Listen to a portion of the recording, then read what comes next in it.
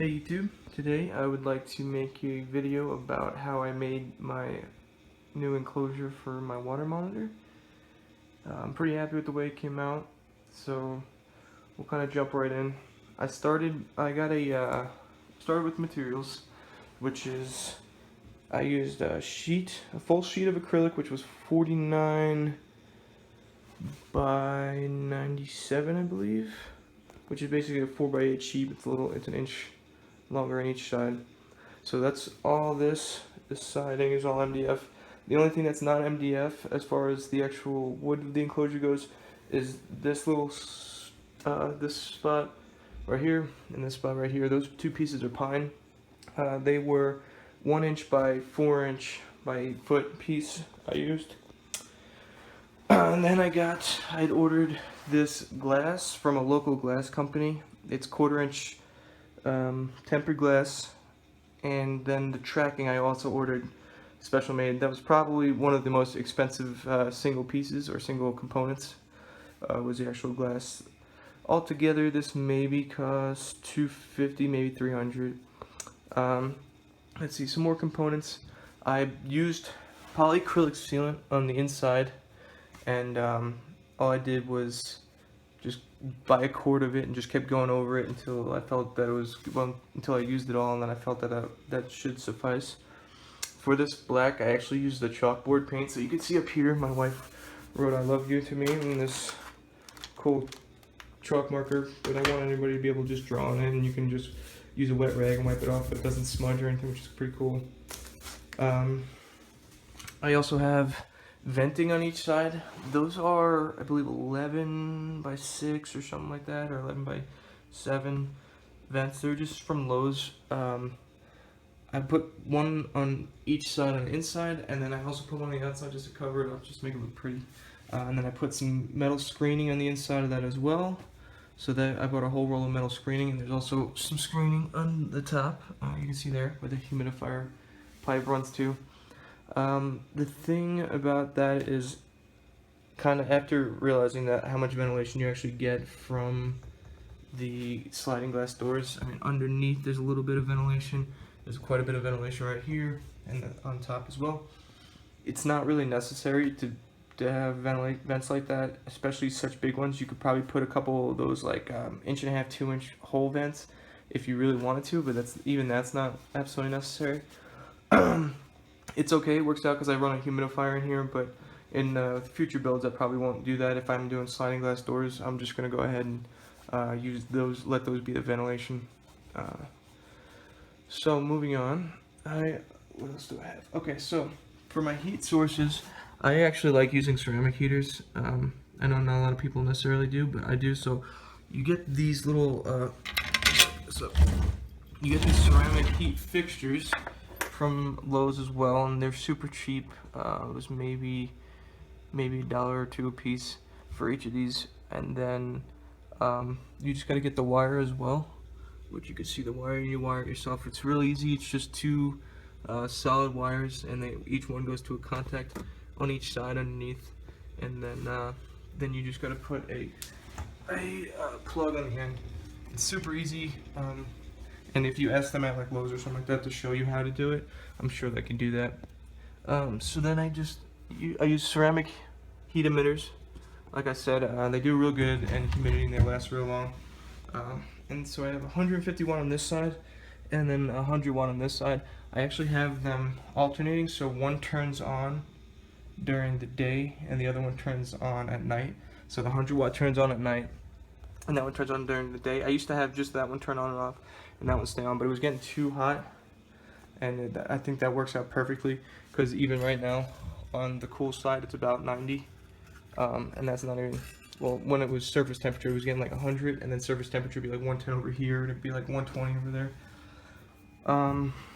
Let's see, so like I said, basically, okay, before I forget, I also obviously use screws. I use like gold decking screws, silicone, GE pure silicone 1 to seal the inside, and then the humidifier. I could kind of go over that in another video. I'm not going to go over how I set that up, but I used a Walgreens humidifier and just got some piping, and then I used a hole saw to drill into the top, and you're also going to need a skill saw to drill out holes if you do want to put vents in, which, like I said, is not absolutely necessary.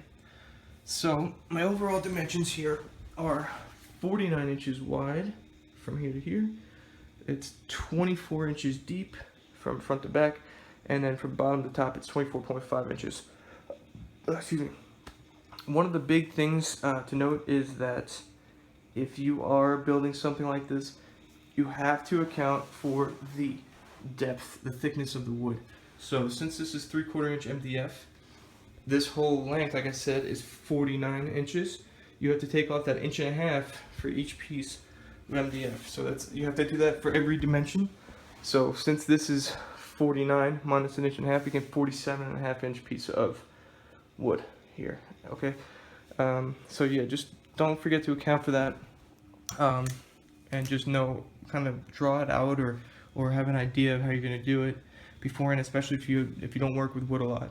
And then just really draw out your dimensions, and it kind of helps you.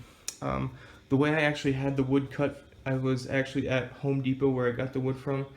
I just asked them to cut out the dimensions I wanted, and they have no problem doing that. You just buy the wood, they'll cut it. They have real good tools, so you don't have to worry about using, if you have like just a regular small table saw or something at home, you don't have to worry about having waves in your cuts or something like that, because their tools are designed to cut big sheets and stuff like that. So it made it a lot easier. So all I did was have them cut it. I came home. First thing I did was put all of the polyacrylic on it. Well, I cut out the vents actually first, which again, not absolutely necessary.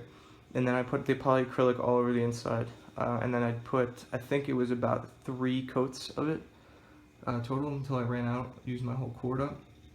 And again, this is where you're going to want to know what each side, where it's going to end up, right? So that includes the edges and everything like that. You want to know what's going to be where. This way you don't have to coat everything, and if you do, the polyacrylic kind of comes on thick. You can kind of see that's where actually the polyacrylic kind of flowed over. So I did try taping the MDF with the painter's tape. It doesn't stick very well, so I ended up just trying to be careful, but still, because I was putting on such heavy layers, it was kind of overflowing. So I just had to use some sandpaper and sand it down by hand. It wasn't too hard or anything like that. Then after I used all the polyacrylic and I had everything laid out, after that all dried, I flipped it. I painted it again with a quart of this black chalkboard paint on the outside. I just wanted to do that because I thought it would look nice, and also it would be cool to just be able to tag it and draw on it and have anybody come over and write on it, whatever, or draw a cool picture. So if you have any artistic friends, I'm not artistic myself, but my wife is, so she keeps saying she's going to draw me something, but all she's done so far is write that. But hopefully soon she'll give me something. So after I did that, I did the same thing. I kind of just used up the whole quart, just about, but again, about 3 coats. And then after that, I started assembling. It was pretty simple. What I did was I started by putting the sides together. It is nice to have somebody help you. I did do it by myself, but it just takes a kind of a balancing act, and you want to make sure everything's straight together.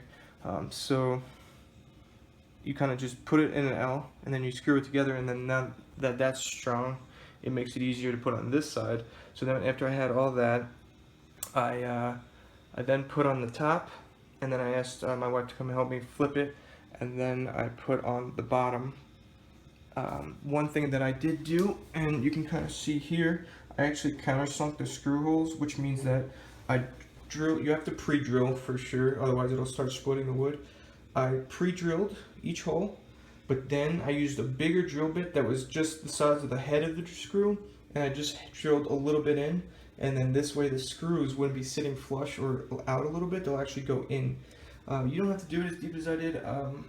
I wanted to make sure I had good depth in here. I used 1.5 inch or 1.25 inch screws. I can't remember off the top of my head, but either of those would work. But I pre-drilled quite a bit, as you can see, but I thought it gave it a good look. So after I had the top and the bottom on, then I went ahead and I put these on. These pieces of pine weren't perfectly straight, so it kind of took a little bit of finesse to get it in nicely, and you can kind of still see there's a little bit of lips. And if I did have the tool, I would have routed the edges, and all a router does, if you don't know, is it's just like a spinning bit that it kind of can clean up edges. You can use it to do all different things with different blades, but you can use like a straight blade to kind of just flatten these seams out. And if you don't do a lot of woodwork, so routers are a real nice tool, and I'll probably try and get one in the future for future builds. As you can see, this water monitor, she's a baby, and I'll take her out toward the end just so you can see how small she is, but this is not going to even be nearly close to her final enclosure. I'll end up putting something else in this when I build something bigger for her. I wanted something as an intermediary enclosure for her to get more used to me, so I didn't want it to be too big for her to just go hide all the time. I wanted her to kind of be able to hide, but at the same time she can see me or get to me and stuff like that. So that's why I went with this size. I didn't want anything too crazy big. Plus I'm gonna end up just using this for something else. Maybe my ball python, who just uses this 40 gallon. He's not here right now, he's actually in a breeding project, but that's for another thing.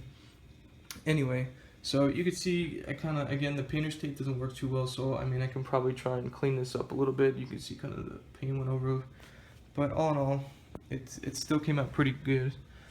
After I had it all together, I put in the vents on the sides. It was pretty straightforward. You literally just pre-drill little holes there and you screw them in, and then on the inside of this, like I said before I even put this on, I cut a piece of metal screen, and you can kind of see up in there, and I just stapled it on just to make sure nothing goes in and out, other than airflow. So then I screwed one of these on the inside and then one on the outside on both sides, and then I siliconed all of the inside. Pretty straightforward. You just kind of do all the seams. You run a bead of silicone with a caulk gun, and then you just run your finger down it. I'm not the best at siliconing, so it doesn't look perfect, but it looks good enough, and it also definitely seals it. This thing could hold water. Like I said, I gave it a pretty good seal with the polyacrylic, and between that and the seams, so it should be pretty waterproof. Finally, I also drilled that hole. I forgot to mention that earlier. I did drill that hole. I think it was maybe a 2-inch hole saw bit or 2.5 inch, something like that. Then what I did was I got these. I started putting my electric in. I kind of forgot to go over that earlier.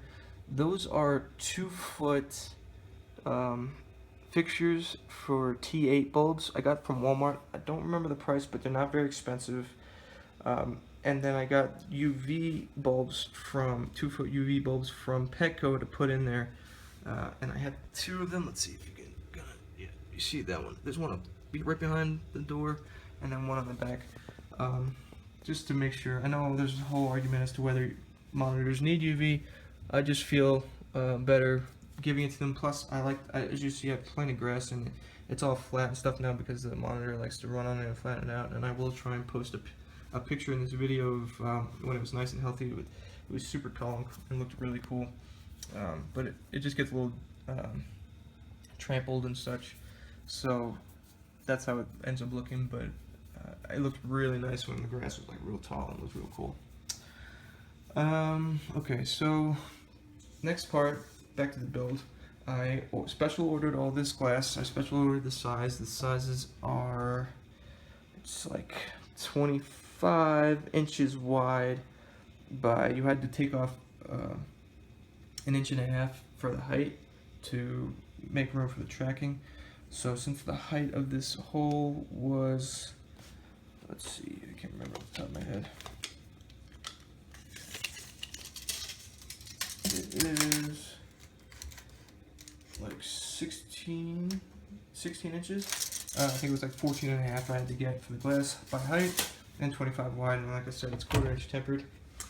So I got those pieces cut for me special, and then this tracking as well. This tracking goes the whole 47 inches wide on top and bottom, and then you just got this little piece, and you just kind of it comes with it was like a whole kit. It was pretty straightforward to put together. You just kind of put that it's got like a gasket under here just to seal that between the glass, And on the top, it's got like these plastic pieces that just make sure it doesn't scratch on the top and such. And then underneath, on this tracking, it's got wheels under here. I'll put you guys, sorry about that, I cut off. I'll put you guys down for a second just so you could see this, how the glass comes in and out. Pretty straightforward, just like any